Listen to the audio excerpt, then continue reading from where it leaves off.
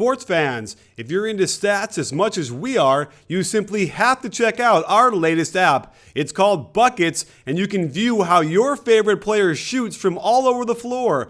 Plus, compare him to others and see whether or not he's as wet as you think. Click here or on the link in the description. Hey sports fans, Coach Nick here, and welcome to our brand new MVP Breakdown weekly show.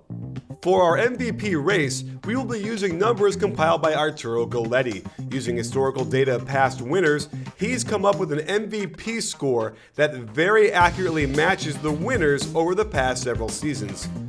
To see the full interactive chart, which also serves as a great way to rank your favorite players, visit our website at this link or in the description below. The left axis charts how much better a player is than his counterpart on a nightly basis using total point margin. The bottom axis reflects how box score performance and team performance translates into MVP votes. For episode 3, we'll look at the February performance for each of the players on our leaderboard. We have some new faces to spotlight, and this race has definitely tightened up as we move into the last month of the season. For episode 3, we'll look at the February performance for each of the players on our leaderboard. We have some new faces to spotlight, and this race has definitely tightened up as we move into the last 6 weeks of the season. While Russell Westbrook still ranks behind everyone else in our overall MVP rankings, he made a gigantic leap over the last 2 weeks, leading in both scoring and assists, and second in rebounding.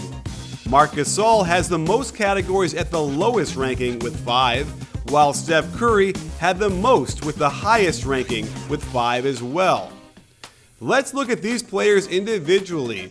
At number 5 is Al Horford, whose Hawks team went 7-4 in February with big wins over the Warriors, Mavericks, and Heat, but got beat by the Pelicans and Celtics. Horford's numbers are modest by MVP standards, but he is that solid, reliable veteran presence on a conference-leading team. He did lead this group in rebounds per game, but his MVP possibilities are limited, particularly with such a low scoring average and usage rate.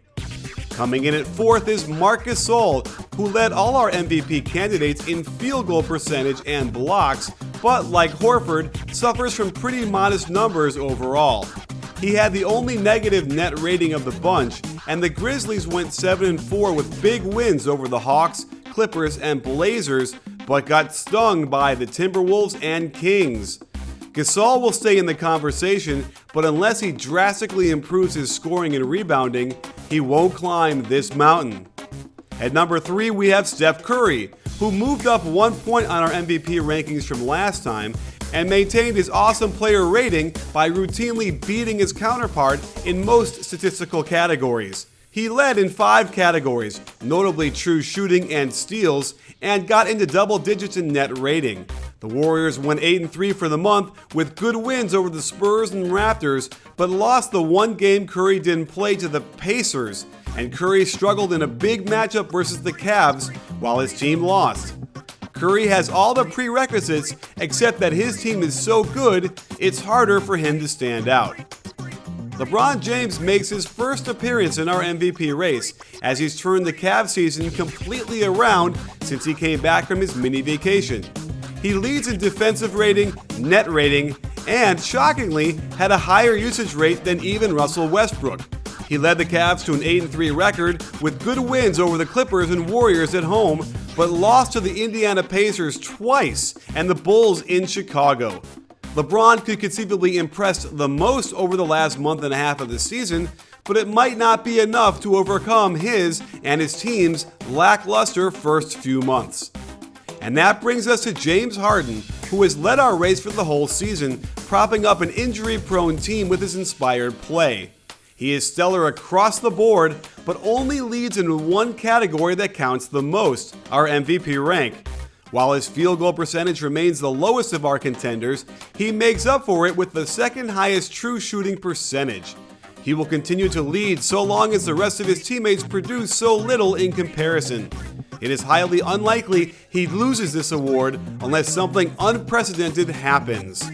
Which brings us to Russell Westbrook, and what he did in February certainly qualifies as unprecedented. He almost averaged a triple-double for the entire month, and only Oscar Robertson did more with a minimum 10 games played. Sometimes, interesting narratives can stymie the predictive model, and if he can get his team to his 7th seed, then don't be surprised if Russ gets serious consideration. So there you have it, sports fans. This MVP race is tightening up, and there's no telling what will happen in the final 6 weeks of the season. Our interactive chart is up on our website, so don't forget to click over and check it out daily. And also, don't forget at BBallBreakdown, we're not a channel, we're a conversation. You in?